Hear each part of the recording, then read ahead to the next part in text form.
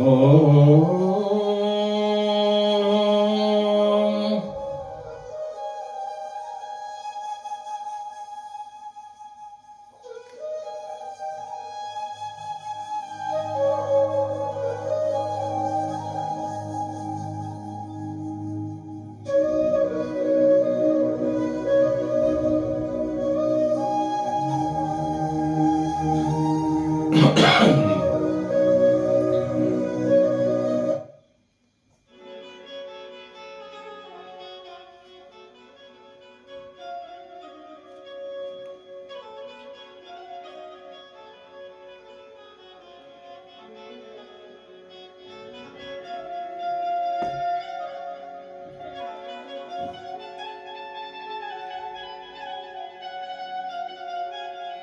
सुखदेव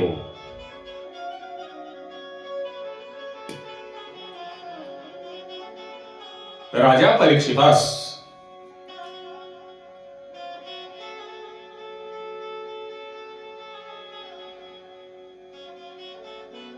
भगवंताचा वामन अवतार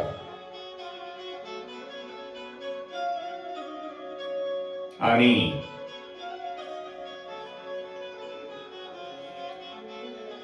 राजा बलीची कथा सांगतात.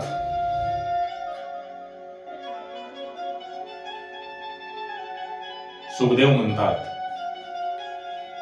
हे राजन,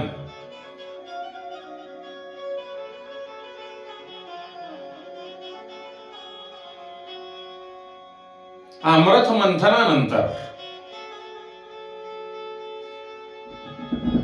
मंथनानंतर देव आणि दानव यांच्यामध्ये युद्ध झाल्यानंतर त्या युद्धामध्ये दानवांचा राक्षसांचा पराभव झाला आणि दानव त्यांचे जे गुरु आहेत शुक्राचार्य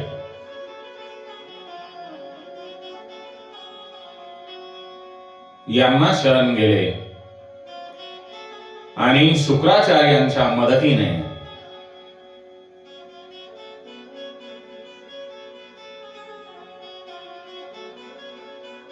राक्षसांचे बळ वाढले.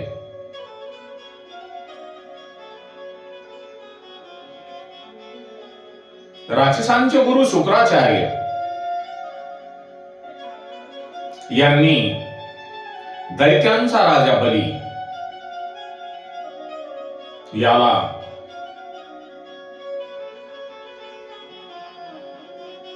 विश्वजित यज्ञ कर अशी आज्ञा दिली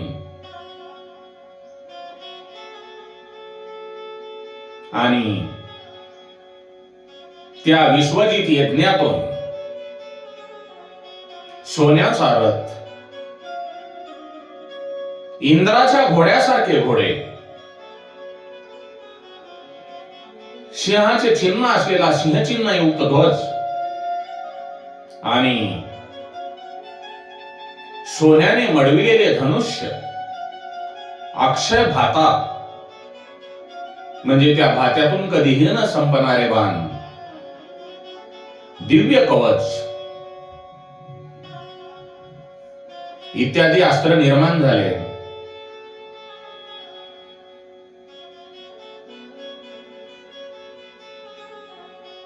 जे शुक्राचार्यांची सेवा करतात ते बली होतात. शुक्रशक्ती हे एक तत्व आहे आणि शुक्रशक्तीच्या आधाराने आपले मनुष्याचे शरीर तयार होते.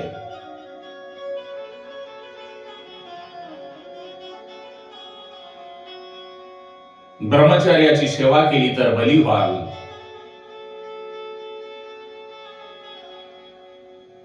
शुक्राचार्य म्हणजे संयम,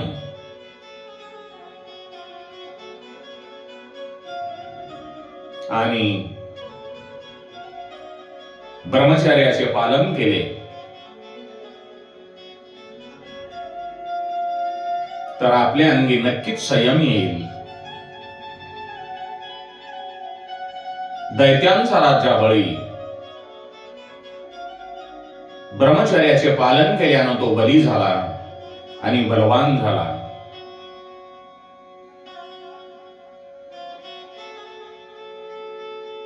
बलीने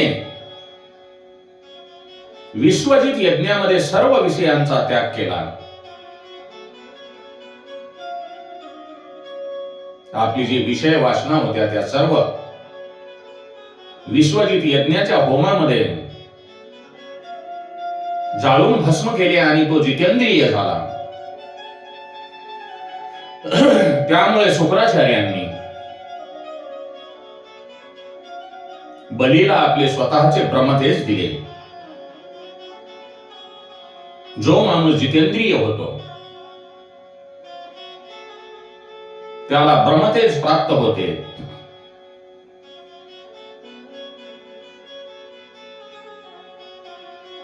राजा बलीने केलेल्या विश्वजित यज्ञातून निघालेल्या शस्त्रास्त्रामुळे त्याने पुन्हा देवावर चाल करून देवांना हरवून परत बलीला स्वर्गाचे राज्य मिळाले आणि इंद्रासनही मिळाले. आणि मिळालेले देवांचे राज्य टिकून राहण्यासाठी स्वर्गाचे राज्य कायमस्वरूपी बलिराजाकडे टिकून राहण्यासाठी शुक्राचार्यांनी राजा बलीला 100 यज्ञ कर असे सांगितल्यानंतर बलिराजाने नर्मदा नदीच्या काठावर असलेले भ्रभुकच्छ नावाचे एक सुंदर स्थान अश्वमेध यज्ञाच्या अनुष्ठानाकरिता निवडले आणि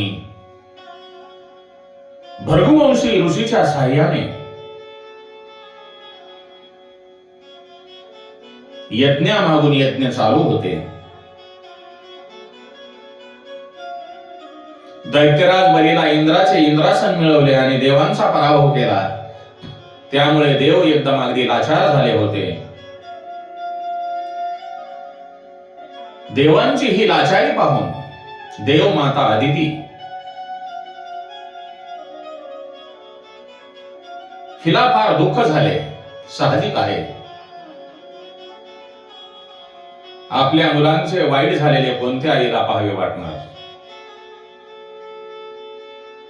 तिने आपल्या पतीजवळ गेली आणि आपल्या पतीला कशा कृषींना ती म्हणते, हे नाथ, देवांची माझ्या मुलांची अवस्था अतिशय दयनीय झाली आहे. त्यांच्यावर कृपा करा आणि त्यांचे कल्याण कसे होईल हे मला सांगा. देवांचे वैभव त्यांना कसे करता येईल ते मला सांगा. तेव्हा आदितीचे पती कश्यप ऋषी तिला सांगतात, तू परमदयाळू अशा भगवंताची नारायणाची आराधना कर. तुझ्या सर्व कामना पूर्ण होतील. तेव्हा देव माता आदिती कश्यप ऋषींना विचारते, मी भगवंताची नारायणांची आराधना कशी करू. तेव्हा कश्यप ऋषी सांगतात, तू पयोव्रत करून भगवान श्री हरी नारायणांची आराधना कर. असे केलेस तर ते तुझ्या घरी पुत्र रूपाने जन्म घेईल.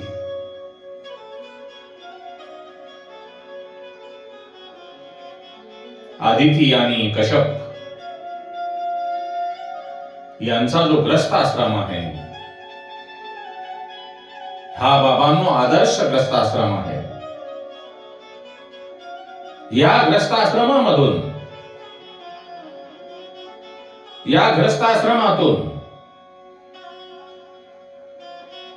त्यांना योग अभ्यासाशिवाय योगाचे फल मिळते. ग्रस्ताश्रमामध्ये जी आपली इंद्रिय आहेत ती काबूत ठेवावी लागतात. त्यामध्ये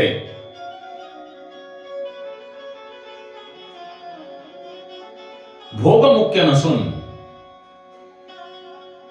धर्म मुख्य आहे. ग्रस्ताश्रमामध्ये काम वासनेची निंदा केली आहे. ग्रस्ताश्रम धर्मात स्त्री पुरुषाची निंदा केलेली नाही, तर ती वासनेची निंदा केलेली आहे. देवमाता अदितीने एकाग्र चित्ताने एकाग्र मनाने पयोव्रत केले, तेव्हा चतुर्भुज श्रीहरी विष्णू नारायण प्रकट झाले. त्यांनी अदितीला सांगितले,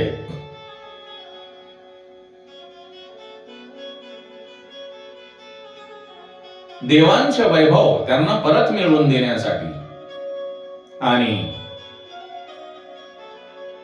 तुझी इच्छा पूर्ण करण्यासाठी मी स्वतः तुझ्या पोटी पुत्र रूपाने जन्म घेईल. बाबांनो, योगी ब्रह्मचिंतन करत असताना ब्रह्ममय होऊ शकतात, परंतु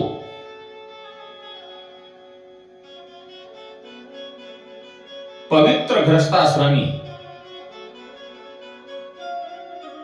भगवंताची, भगवान श्री हरी नारायणांची, ईश्वराचे पुत्र रूपाने प्राप्ती करून घेऊ शकतात.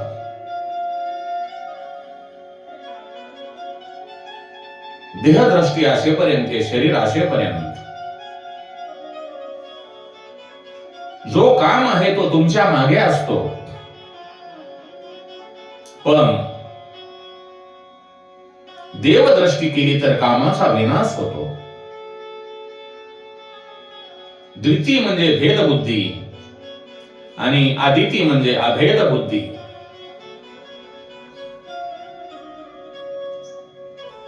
द्वितीच्या भेदबुद्धीतून हिरण्याक्ष आणि हिरण्यकश्यप तयार झाले आणि आदितीच्या अभेद बुद्धीतून भगवान श्री हरी नारायण वामन रूपाने अवतीर्ण आले, जन्माला आले.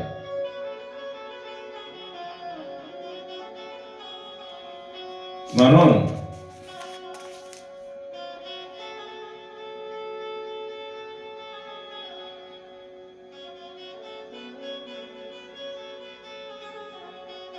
या सृष्टीकडे पाहत असताना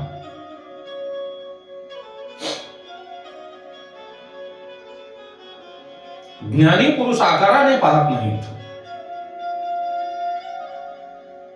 ते सृष्टीकडे निर्विकार स्वरूपाने, निर्विकार भावाने पाहत असतात. म्हणून ज्या गोष्टीचे वारंवार चिंतन घडते, आपण जी गोष्ट आपल्या मनामध्ये सारखी आठवण करतो, तिचे चिंतन करतो, तीच गोष्ट आपल्या मनामध्ये स्थिरावते.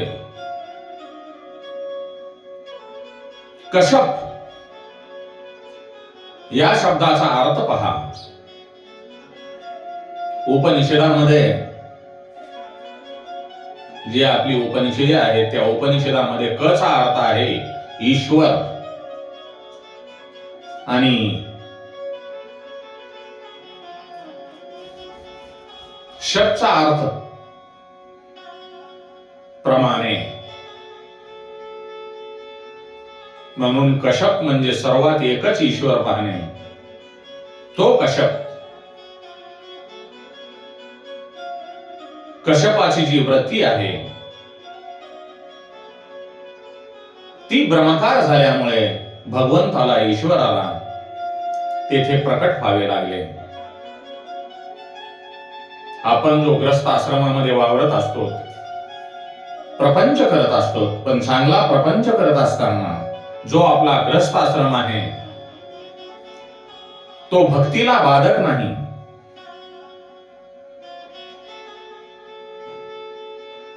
भक्तीला बाधक आहे ती ग्रहाशक्ती, कामाशक्ती, द्रव्याशक्ती, विषयाशक्ती.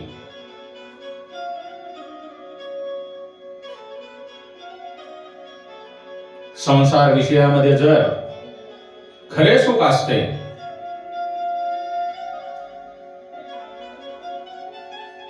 तर मनुष्याला सर्व सोडून निद्रेची इच्छा कशी झाली असती. ज्याप्रमाणे अन्न सेवन करणे ही माणसाची गरज आहे, त्याप्रमाणे सत्संग करणे, जशी आपणाला जेवणाची आवश्यकता आहे तशी मनुष्याला सत्संगाची सुद्धा गरज आहे. परमेश्वराचे नाम संकीर्तन करण्याची सुद्धा गरज आहे. आणि तो परमेश्वर प्रत्येकाच्या हृदयामध्ये विराजमान आहे.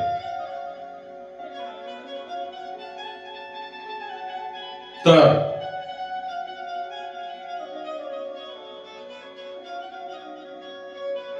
माणूस जर दुःखी झाला तर तो दोष कोणाचा आहे? आणि मनुष्याचे दुःख हे त्याच्या अज्ञानामुळे निर्माण झालेले आहे.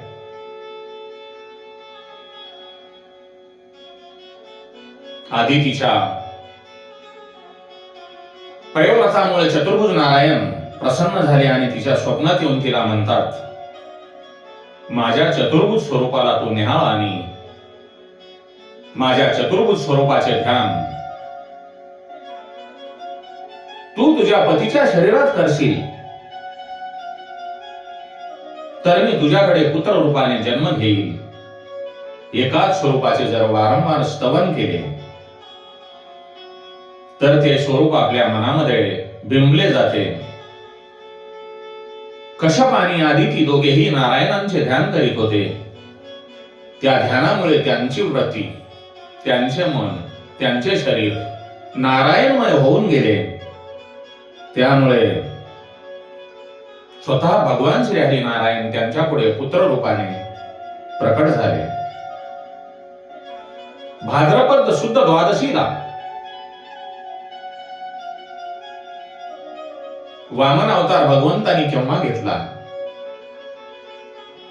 भाद्रपद शुद्ध द्वादशीला माध्यांकाळी माता आदितीच्या समोर भगवान श्री हरी नारायण वामन रूपामध्ये प्रकट झाले. कश्यपही त्यांचे दर्शन घेण्यासाठी आले. आपल्या माता पित्यांना ध्यानावर आणण्यासाठी भगवंतांनी त्यांना चतुर्भुज स्वरूपाचे दर्शन दिले.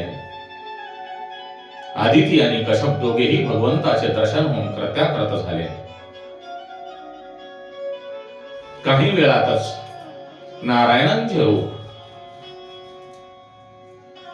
आदर्श होऊन त्यांच्या ठिकाणी तेजपुंज असा लंगोटी धारण केलेला 7 वर्षाचा बालक बटू वामन प्रकट झाला. आदितीला दिलेल्या शब्दाप्रमाणे स्वतः भगवान श्री हरी नारायण पुत्र रूपाने त्यांच्या घरी प्रकट झालेले आहेत. ब्रह्मादी देवांनी कश्यप आणि आदितींना तुमच्या घरी स्वतः भगवंतानी जन्म घेतलेला आहे म्हणून धन्यवाद दिले. आणि तुम्ही जे जगाचे पालक आहेत त्यांचे माता पिता झालात असा आशीर्वाद दिला.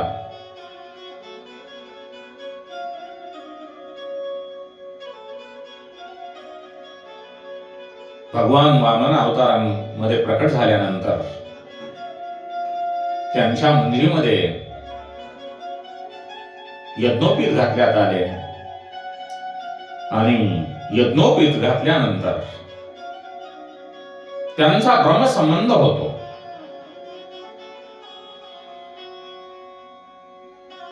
पिता पुत्रासाठी मुंजीचे मंत्र म्हणतो. तो पुत्राला सांगतो, आजपासून तू माझा नाहीस, आजपासून तू ईश्वराचा झालास. त्या दिवशी आई बरोबर म्हणजे माता आदिती बरोबर वामन अवतारातील भगवानांनी शेवटचे भोजन घेतले. यज्ञोपवीत घातल्यानंतर आई वडील बदलतात.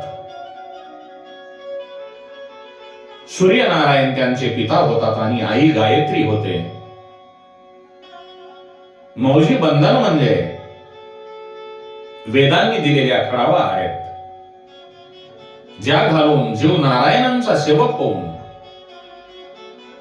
मार्गक्रमण करतो. मौजी बंधनांचा कार्यक्रम संपन्न झाल्यानंतर माता आदिती आपल्या पुत्रांना लंगोटी देते.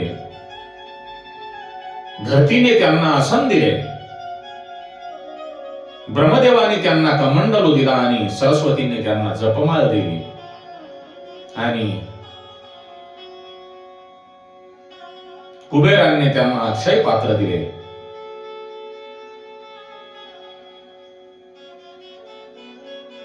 आपण नेहमी प्रातसंध्या केली पाहिजे. प्रातसंध्या केल्याने आपल्याकडून जे रात्रीला पाप झालेले असते ते नष्ट होते. मध्यान्ह संध्या केली असता अन्न जलाचे दोष दूर होतात आणि त्रिकाल संध्यामध्ये सूर्यजप करता करता जगदंबा गायत्रीचा जप करावयाला पाहिजे. म्हणून बाबांनो, नाम जपाशिवाय आपल्या जीवनामध्ये काहीही अर्थ नाही. आपण जर भगवंताचे नाम संकीर्तन करत नसाल तर आपले जीवन हे शून्य आहे. भगवंताची भक्ती नसेल तर आपले जीवन पशुसारखे आहे. पशुमध्ये आणि आपल्यामध्ये काहीही फरक नाही.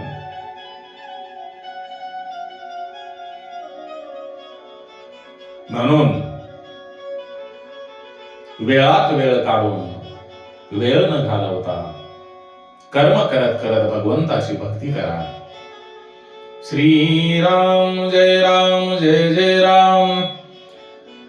राम रामेति रामेति रमे रामे मनोरमे. सहस्रनाम तत्तुल्यम राम नाम वरानने. सहस्रनाम तत्तुल्यम राम नाम वरानने. सहस्रनाम तत्तुल्यम राम नाम